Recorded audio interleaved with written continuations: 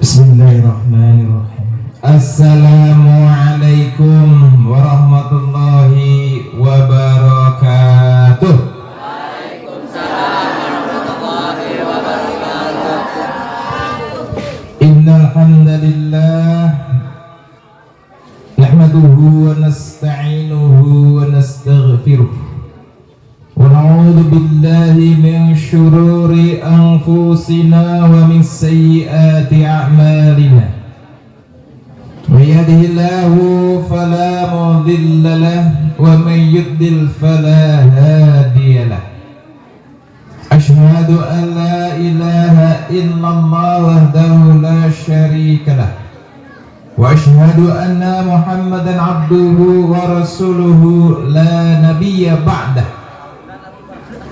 Allahumma salli wa sallim wa barik ala sayyidina wa maulana wa syafi'ina wa habibina wa nabiyyina Muhammad sallallahu alaihi wasallam wa ala alihi wa sahbihi wa man tabi'ahum bi ihsanin ila yaumil qiyamah. Qala Allah Ta'ala fi kitabihil karim. A'udzu billahi minasy syaithanir rajim. Inna Allaha wa malaikatahu yusalluna 'alan nabi. Ya ayyuhalladzina amanu sallu 'alaihi wa sallimu taslima. Shadaqallahul 'azim. Saya hormati, saya banggakan Kepala Desa Cigelar, Kecamatan Babakan, Cikau, Ibu Hajah Titin Siti Fatimah. Betul ya Bu ya? Semoga sama sesuai dengan yang di akte kelahiran.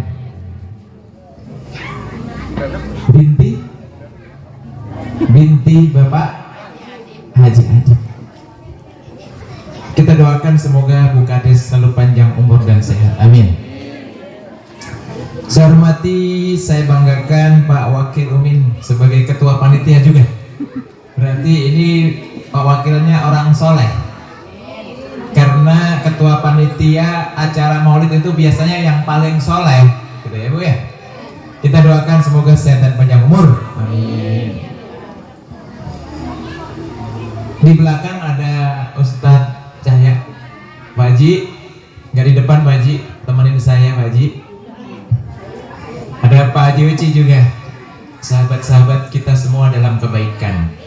Saya hormati, saya banggakan ibu-ibu ketua majelis, ibu ustadzah, ibu-ibu pengajar, ibu-ibu yang sering pengajian, ibu-ibu yang jauh dari ghibah, ibu-ibu yang tidak baperan, ibu-ibu yang taat dan patuh pada suaminya, ibu-ibu yang sabar mendidik anak-anaknya. Semoga diberikan keridhaan oleh Allah Subhanahu wa taala. Amin ya rabbal alamin. Dan seluruh peserta, seluruh hadirin, seluruh hadirat yang hadir dalam acara rutinan yang kebetulan hari ini kita masuk bulan Maulid Rabiul Awal, sehingga rutinan kita hari ini sedikit istimewa. Istimewanya insya Allah dibacakan sholawat yang lengkap. Tadi bukunya habis Bu, satu buku habis, satu buku. Kalau habis ibu-ibu berdirinya capek, saya yakin, gitu ya, keringetan. Istimewa hari ini.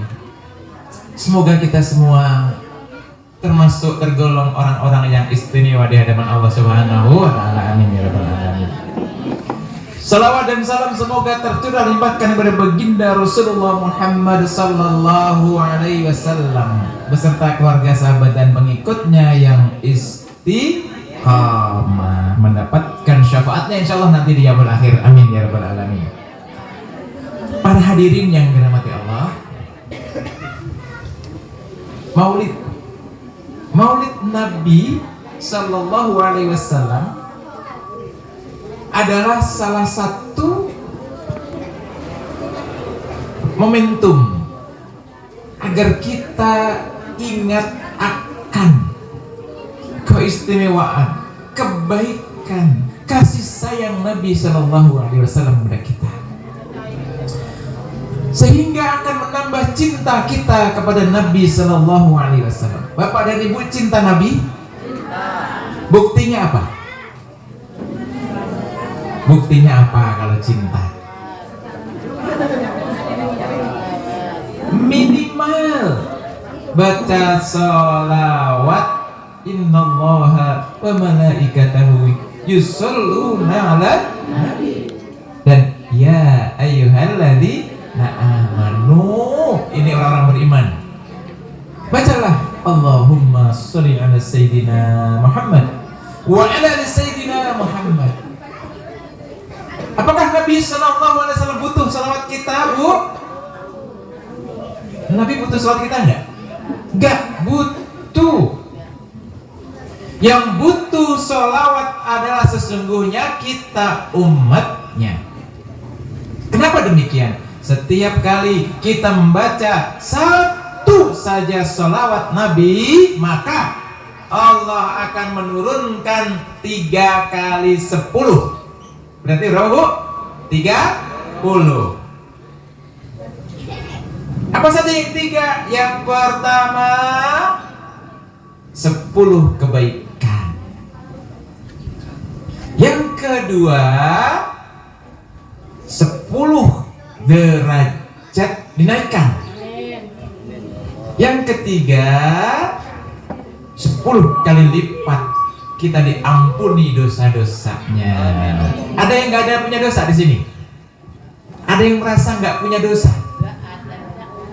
Yang waktu mudanya sedikit-sedikit pacaran, yang masih muda juga pacaran. Handphonenya kadang-kadang TikToknya nyerempet bahaya. Habis selesai pengajian, mampir ke tetangga, gibah. Gibahnya lewat namimah, adu domba. Adu dombanya lewat fitnah. Jadi kita ini dari kecil sampai sudah dewasa dan menjadi orang tua, sudah nini-nini, hari-hari kita dipenuhi dengan dosa. Kullu bani Adam khata' wa khairul khata' at-tawwabun. Seluruh anak cucu Adam itu berdosa. Dan sebaik-baiknya bukan yang gak pernah berdosa, Bapak dan Ibu. Yang sebaik-baik anak cucu Adam adalah ketika berdosa at-tawwabun. Dan salah satu fungsi dari sholawat adalah at-tawwabun, menghapus 10 kesalahan kita. Enak ya jadi umat Muhammad. Kalau kita istighfar hanya berfungsi menghapus dosa. Kalau kita berdoa minta rezeki hanya diberikan rezeki. Kalau kita berdoa minta derajat hanya dikasih derajat. Begitu satu sholawat 3-3-nya dapat dan 3-3-nya dikalikan 10 kali lipat. Enak apa enak umat Muhammad? Salawatnya berapa kali sehari, Bu? Kalau hanya maulid saja sebuku ya, Bu ya. Pas maulid makanya rajin-rajinlah datang ke majelis. Seharusnya kita sehari itu baca sholawat sebanyak-banyaknya. Boleh 100, 200, 300. Ada yang berani sampai 1000 sambil masak, sambil naik motor, daripada bayangin yang tidak-tidak, yang naik motor, naik angkot, baca sholawat. Allahumma sholli ala sayyidina Muhammad wa ala ali sayyidina Muhammad. Ada 3 kali 10. Selain itu apa? Selain Allah menjanjikan 3 kali 10 kebaikan, pengampunan dosa, peningkatan derajat, sebenarnya cukup ini hidup kita. Udah cukup. Dosa nggak punya, karena diampuni dengan sholawat. derajat naik. Nggak perlu jadi kepala desa, nggak perlu jadi anggota dewan, nggak perlu jadi presiden. Dengan cara Allah kita diberikan derajat yang tinggi. Apakah dia jadi hafiz Quran, jadi imam masjid, derajatnya naik. Jadi derajat di hadapan Allah, jika Allah sudah sampaikan kepada kita kun fayakun, tidak harus berpangkat, dan kita diberikan banyak kebaikan-kebaikan yang lainnya. Terus apa lagi? Tidak akan pernah ada yang rugi, terutama anak cucunya, jika orang tuanya sering melakukan membaca selawat kepada Nabi Sallallahu Alaihi Wasallam. Mungkin waktu kecil, waktu remajanya masih bandel, tapi nanti ketika orang tuanya tidak ada, kun fayakun, karena selawat orang tuanya, selawat bapak ibunya, anak-anaknya yang tadinya waktu kecil, waktu sekolah, waktu remaja bandelnya naudzubillah, tapi ketika orang tua sudah tidak ada, ternyata menjadi anak-anak yang soleh dan soleha. Kenapa? Salawat dari bapak dan ibu. Bapak dan ibu, saya sedikit cerita. Quran surat Yusuf, kalau ibu baca di ayat yang ke-24, ini kisahnya kalau dibaca biasa saja nggak ada rasa, tapi harus dalam pengajian. Di ayat 24, Bu, Nabi Yusuf tertarik gak sama Siti Zuleha? Tertarik, Bu. Jangan dikata Nabi Yusuf itu bukan manusia biasa. Meskipun seorang nabi punya naluri saling mencintai, karena Zuleha itu cantik sekali. Sudah cantik, istri gubernur, kaya. Kalau Mas Isama juga lepek-lepek gitu mah. Tapi Nabi Yusuf juga seorang nabi yang saleh, ganteng. Jika ada 1 bulan purnama dibelah, separuhnya itu kegantengan Nabi Yusuf, separuhnya dibagi orang seluruh dunia gantengnya. Kayak apa itu? Subhanallah, Masya Allah, la quwata illa billah. Nabi Yusuf tertarik. Ketika digoda, dalam Quran itu disebutkan, Nabi Yusuf sudah hampir melakukan perbuatan, apa bahasanya ya yang enak, asusila lah gitu ya, biar gampang. Tapi tiba-tiba Allah memberikan ilham dalam tafsirnya. Ilhamnya apa, Bu? Kira-kira kata Ibnu Katsir, ilhamnya itu sederhana. Dia ingat waktu kecilnya.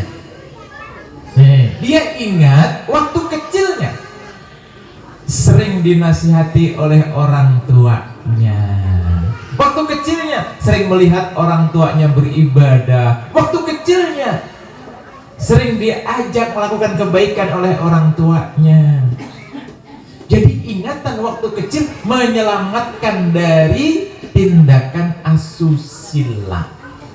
Anak kita yang kecil-kecil itu kita bawa ke pengajian, masih berisik, masih rame, masih bandel. Nanti gede sedikit tambah ngeselin, lebih gede lagi tambah ngeselin lagi. Tenang, 20, 30, 40 tahun yang akan datang, ujian ini semakin berat.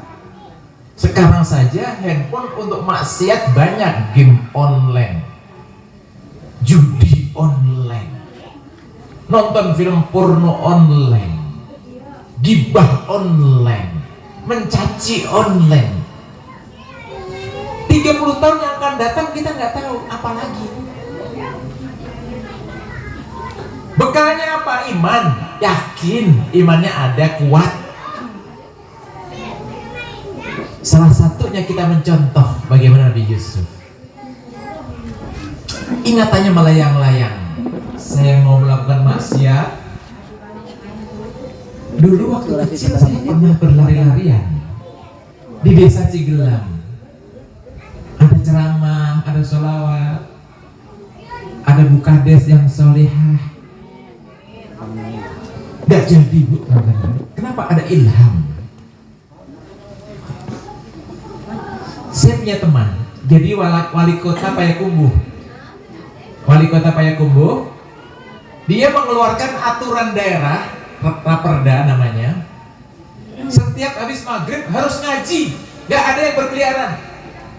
Jadi satu kabupaten, satu kota itu kayak tawon, pada ngaji di rumah-rumah karena peraturan wali kota. Itulah enaknya kalau kita jadi pemimpin. Itulah enaknya kalau pemimpin orang baik. Cukup tanda tangan, jalankan, nggak ada yang berani. Satpol PP keliling, ngaji semua. Apakah dia orang soleh? Belum tentu bu. Apa yang dilakukan Pak Wali Kota? Saya dulu ingat waktu kecilnya kalau habis maghrib ngaji dengan teman-temannya, itu saja. Ingatan puluhan tahun yang lalu dijadikan peraturan daerah setelah dia jadi wali kota. Kan sama ya, kita ini yang sudah tua-tua senang reuni gitu ya kira-kira ya. Mengingat masa lalu, yang orang kampung senang mudik, nunjukin ke anaknya, tuh dulu bapak sering main di situ. Kayak jadi anak kecil lagi. Jadi acara-acara seperti ini jangan dianggap tidak bermanfaat bagi anak-anak kita yang hari ini masih lari-larian. Yang hari ini duduk di sini dengan rapi akan mengingat terus. Dikala keimanan tidak lagi bisa membendung godaan, ujian, rintangan, tantangan, maka pengalaman waktu mudanya insya Allah akan menjadikan ilham. Dulu saya suka diajak ibu. Maka ibu dan bapak lakukan saja segala kebaikan itu untuk anak-anak kita. Tugas kita hanya itu. Jangan dilihat hari ini masih begini, hari itu masih begini. Nggak usah. Kita nggak pernah tahu siapa. Tahu Allah Subhanahu Wa Taala. Kun fayakun. Ketika kita di alam kubur, anak-anak kita yang sedang menghadapi ujian-ujian yang berat tadi, yang dia ingat adalah kebaikan-kebaikan orang tuanya. Bukan bentakan, bukan marah, bukan cemberutan, bukan hardikan, bukan. Jangan, udah jangan. Mulai Maulid tahun ini sudah hilangkan itu. Jadikan pengalaman-pengalaman ruh anak kita yang baik.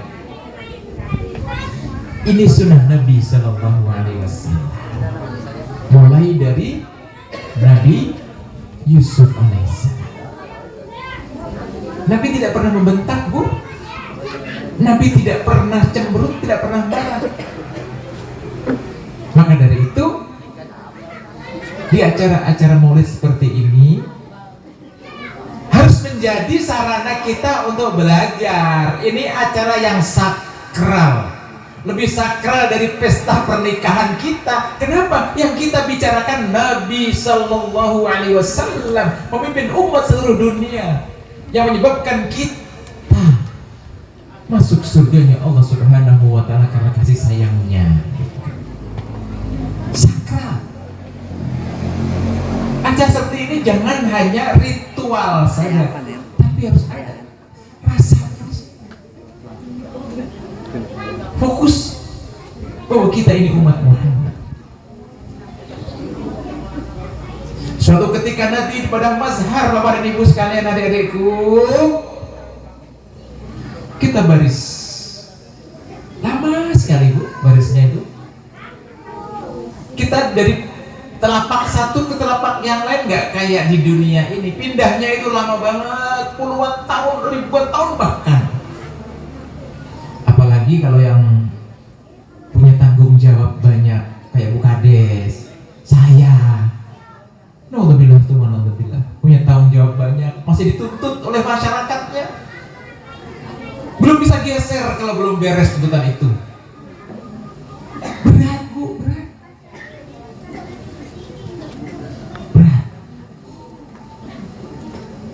Sama kayak ibu dan bapak sekalian, tuntutannya beda-beda. Yang kepala rumah tangga, anak-anaknya tuntut. Dulu bapak nggak pernah nasihatin saya berangkat ke masjid sendirian, nggak pernah ajak-ajak anaknya. Dulu mama juga demikian, sama. Suaminya mau berangkat kerja, mamanya kemana nggak tahu, mau pamitin mana. Kalau suaminya berangkat kerja ke sawah, Bu, jangan disuruh cari-cari istrinya kemana. Ma, teriak-teriak. Ibu harus sudah standby di depan pintu. Gitu Bu ya, standby. Salim, cipikan, cipiki. Nah, ubun-ubun tiup, masuk angin. Ubun tiup, doakan, ya Allah, semoga suami saya mendapatkan banyak kebaikan, rezeki yang melimpah, kesehatan, pulang ke rumah dalam keadaan selamat. Enak kan ya? Jangan pas berangkat nyari. Simbok mana Simbok? Mana? Habis itu kalau Kang Isam berangkat ke pabrik, balik lagi. Kenapa? Kunci loker ketinggalan. Uring-uringan. Yang disalin pasti istri. Ya Kang Isam ya? Jadi bapak-bapak kalau berangkat kerja, ada yang ketinggalan, itu hampir pasti 99% yang disalahin istrinya. Padahal tidak begitu-begitu amat kali ya Bu ya. Salah sendiri buru-buru gitu. Tapi sunahnya begitu. Kalau mau pergi, istri itu standby, didoakan. Suaminya juga demikian. Begitu starter motor, Bismillahirrahmanirrahim. Bismillahirrahmanirrahim. Wa mursaha inna rabbil ghafurur rahim. Doa, ya Allah, aku berangkat dari rezekimu, berkahilah, berikanlah keselamatan. Kutitipkan istriku, anak-anakku, harta bendaku kepadamu ya Allah, karena engkaulah sebaik-baik tempat menitipkan. Gitu. Pelong hati, narik gas Kang Isam. Dan kalau mau berangkat kerja uring-uringan, gimana mau barokah rezekinya? Mau lembur 100 jam juga habis-habis aja itu uang. Buat apa? Buat emok. Dikira saya kagak tahu. Nah, ya Kang Isam ya. Biasa itu. Karena apa? Keberkahannya kurang. Jadi Bapak dan Ibu, kita hidup ini nyari berkah saja sudah. Gak usah neko-neko, gak usah macem-macem. Segalanya sudah diatur oleh Allah. Kita tinggal jalanin umat Muhammad ini. Kembali lagi kepada mazhar. Semakin banyak harta, semakin banyak tanggung jawab, semakin lama kita bergerak. Bukan 1-2 hari, ribuan tahun panasnya menyengat. Sekarang kita dikasih panas begini saja, sudah ngap-ngapan. Panas, panas Bu, haradang. Saya baru turun dari kereta tadi Bu, dari Jogja. Tadinya mau ke sini, di parkiran sudah pakai sarung. Gak taunya gerah, pengen mandi, ya sudah pulang dulu. Saya izin Mas Isam, saya pulang dulu mau mandi karena gerah. Di Jogja juga panasnya, Masya Allah. Jadi bumi sedang panas. Di Gunung Lawu sedang kebakaran hari ini. Itu tidak ada apa-apanya dibanding Padang Mazhar. Tidak ada apa-apanya. Mau segera apapun dunia ini, tidak ada apa-apanya. Pun nanti bapak dan ibu menggoreng telur, memasak air, dekatkan muka itu ke minyak atau dekatkan muka itu ke panci. Panas.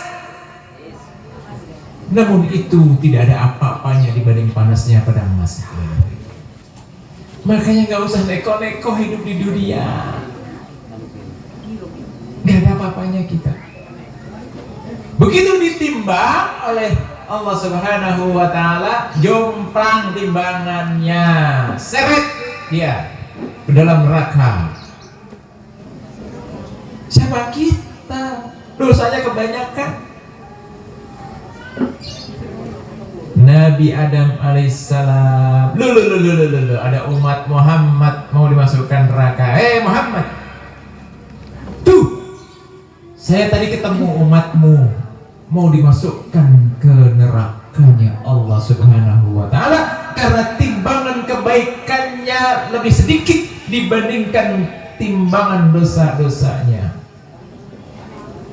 Kemudian Nabi Shallallahu Alaihi Wasallam dengan kasih sayangnya, wahai malaikat Allah, Wahai malaikat yang diutus oleh Allah yang telah menyeret umatku untuk menuju neraka, sebentar, tolong ditimbang lagi, maka ditimbang lagi, jeglek, kayak kalau nimbang gabah, tahu gabah nggak? Gabah itu padi gitu ya. Saya orang Jawa, dia taunya gabah untuk makan burung dara misalnya. Ditimbang jeglek, kata Nabi Muhammad SAW, sebentar, saya keluarkan kertas dari saku, dan kertas sakunya itu dimasukkan ke timbangan, dan timbangan yang kebaikannya perlahan-lahan turun dan sangat berat, sehingga timbangan kemaksiatannya naik ke atas, maka beratlah kebaikannya. Masukkan dia dalam surganya Allah Subhanahu wa ta'ala. Wahai Muhammad, kata Nabi Adam, itu tadi kertas apaan? Kok bisa sekecil itu membuat timbangannya berat?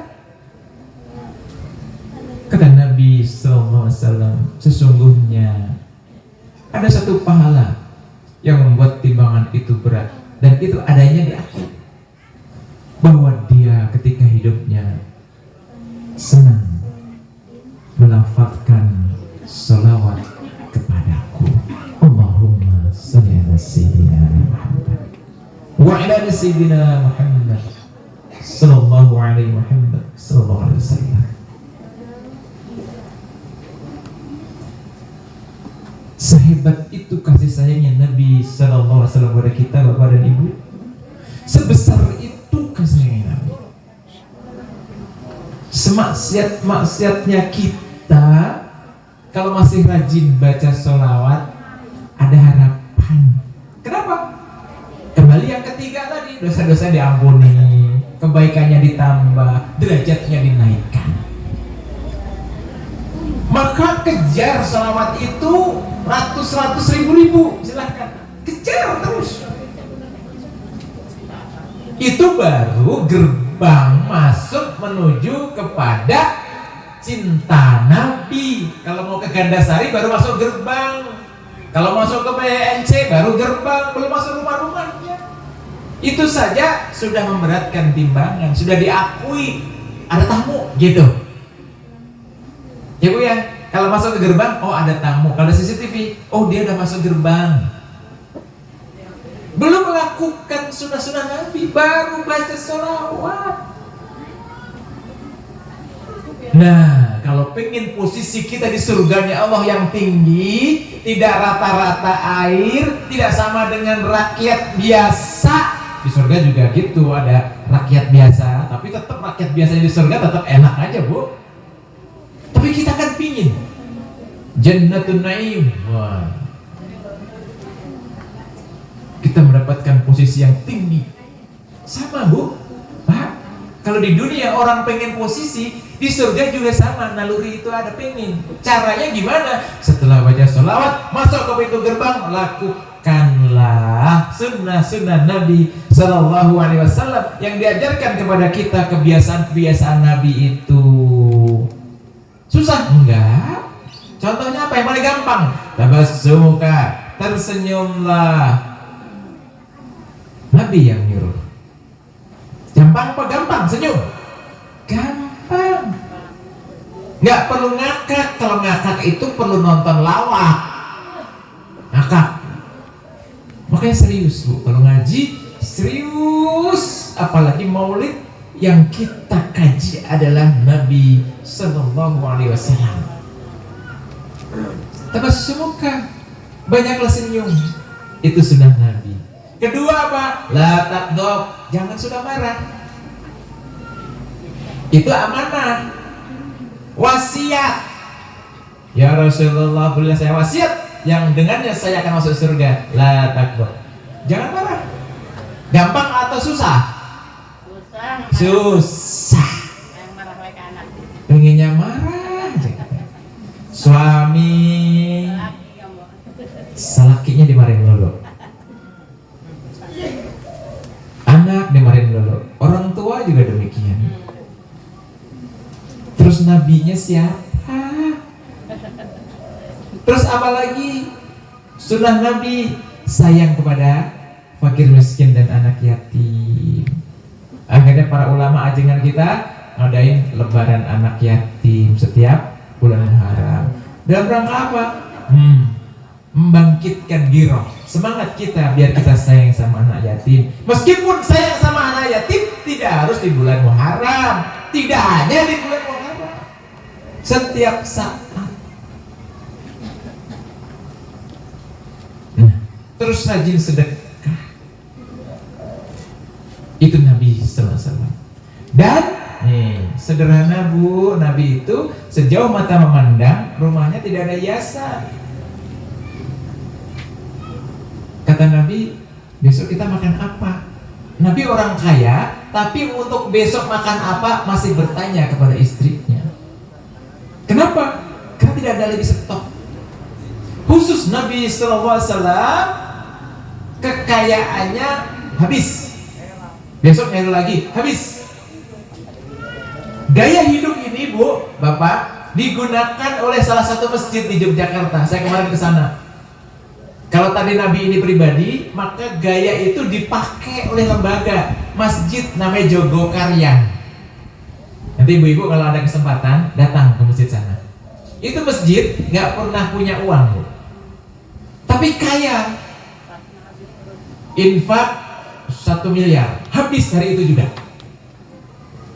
Apakah terus besok nggak punya uang? Lebih banyak lagi ternyata.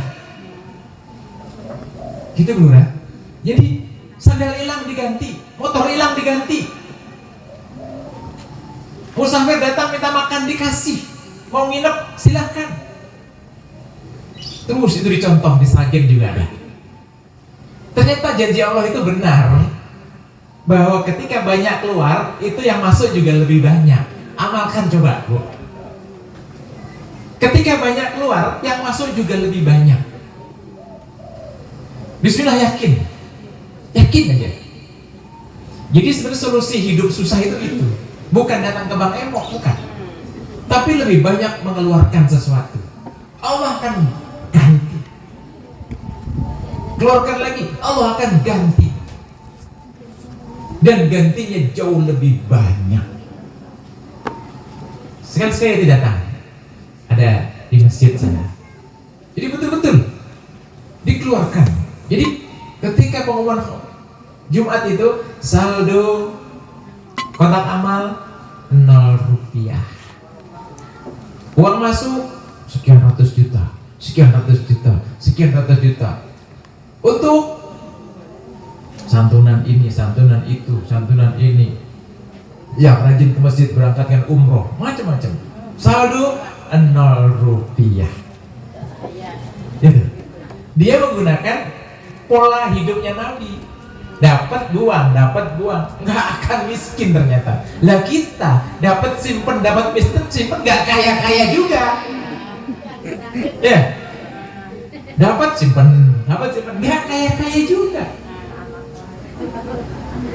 Adik-adikku yang gadis-gadis ini, kalau pengen mendapatkan suami yang soleh, karena cita-cita tertinggi bagi anak gadis itu punya suami soleh. Itu cita-cita tinggi udah. Betapa bapak ibu itu fokusnya kalau anaknya mau sepinter apapun, begitu nikah dapat suami keblangsak, udah habis hidupnya. Kayak nggak ada masa depan, gelap. Tapi ketika mendapatkan suami yang baik, penyabar, anaknya yakin dilindungi, meskipun nggak kaya-kaya amat, nggak terhormat amat, tenang hatinya. Maka cita-cita tertinggi gadis itu adalah mendapatkan suami yang soleh. Kapan nyari? Caranya bagaimana? Dari sekarang. Solehkan diri kita, ya deh ya. Anak-anakku solehkan diri kita. Dengan cara apa? Rajin sedekah. Dikasih ibunya uang, dikasih nggak dikasih, siap.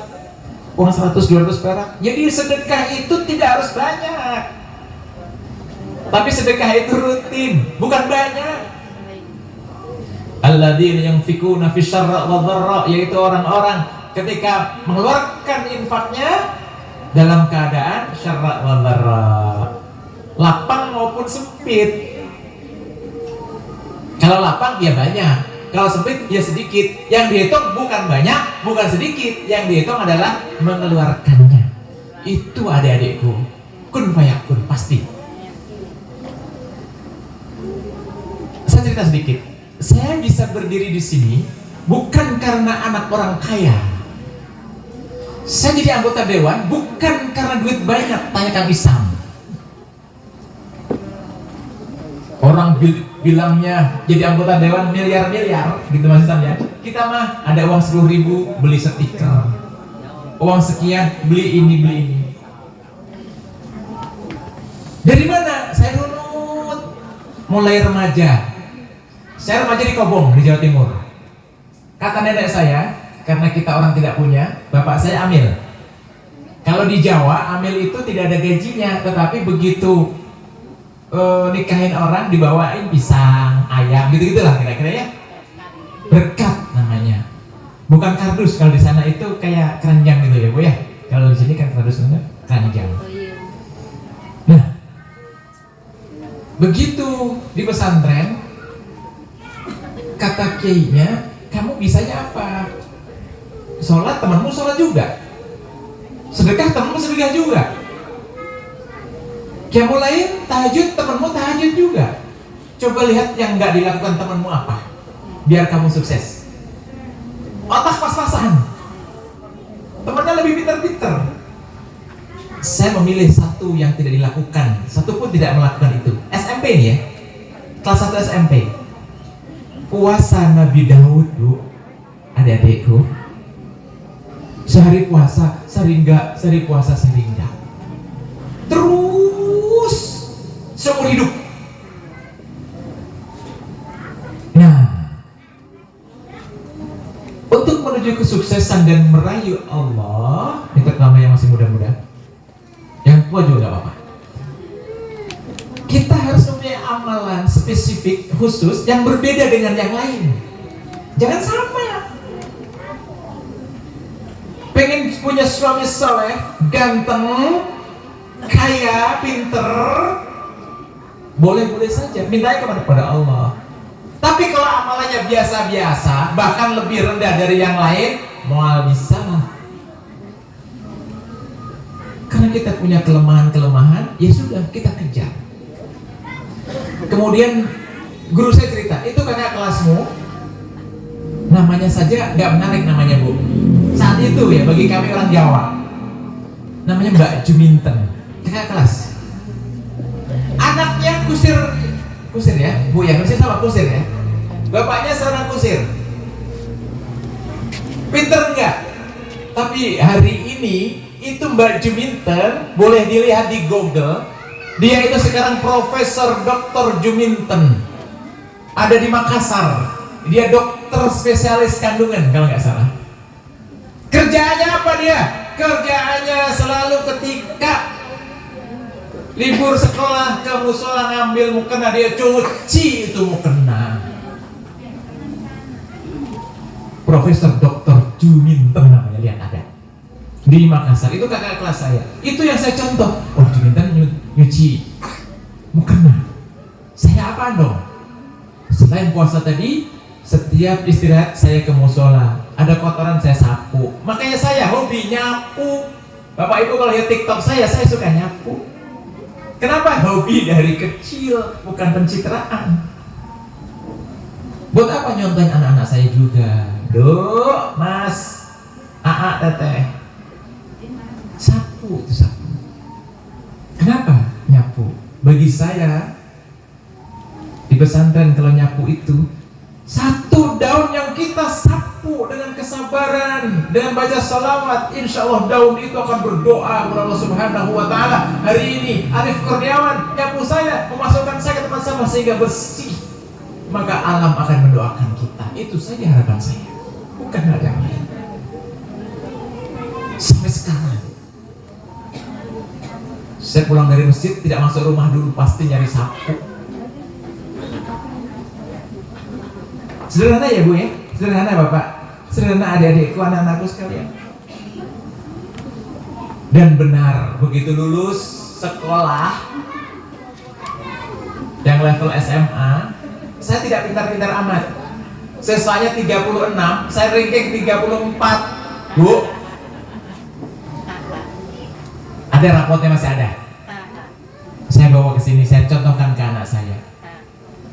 Tapi Allah kasih kesempatan saya satu-satunya dari madrasah itu yang diterima di Universitas Indonesia, dari kampung, di UI Jakarta. Saya nangis sampai lemes badan saya. Lemes bukan senengnya, ini bayarnya pakai apaan?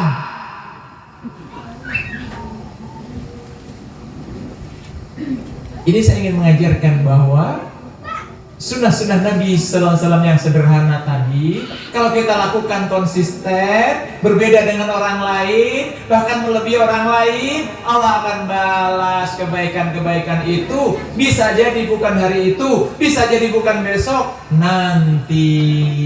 Cita-cita kita apa? Itu. Kita nggak bisa kalau ngadain otak saja, nggak bisa. Otak kita terbatas. Kita ngadain duit, nggak bisa. Berapa sih duit kita? Dikasih sakit sebentar juga kita habis kok duit. Ngambilin saudara mana yang berani berkorban pada kita? Paling ya segitu-segitunya. Allah Subhanahu wa Ta'ala andalan kita. Kalau kata Gus Ikdam, dekengan kita pusat. Dekengan kita pusat yang tidak ada satu makhluk pun dapat mengalahkannya, yaitu Allah Subhanahu wa Ta'ala. Kita rayu dengan apa? Sunnah-sunnah Nabi Sallallahu Alaihi Wasallam. Begitu kuliah, saya belum lulus, sudah dipanggil oleh perusahaan besar. Arif Kurniawan datang ke sini. Saya belum lulus, Pak. Ya udah, saya tunggu sampai lulus, bayangkan. Kenapa? Tadi waktu sekolah saya pun juga sama. Ini teman-teman saya pintar-pintar amat ya. Saya baru 3 bulan sekolah kena tipes, Bu. Kenapa? Lihat teman-temannya pintar banget. Sayanya pas-pasan ranking 34. Nah, akhirnya apa? Kembali lagi, jalankan lagi tambahan sunnah Nabi Sallallahu Alaihi Wasallam. Jadi begitulah cara merayu Allah untuk menyelesaikan kehidupan kita. Semoga di momentum acara Maulid Nabi Sallallahu Alaihi Wasallam ini mengingatkan kepada kita untuk tambah cinta kepada Nabi. Begitu cinta kita bertambah kepada Nabi, maka amalan-amalan sunnah yang Nabi ajarkan pun kita lebih semangat untuk menjalankan.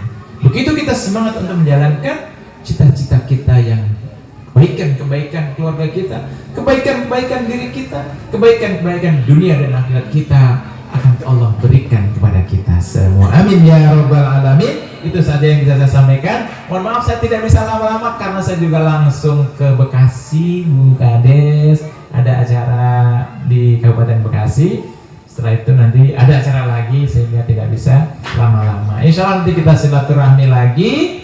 Kita lebih perdalam lagi biar saya juga bisa mengingatkan diri saya sendiri lebih semangat lagi, Bu.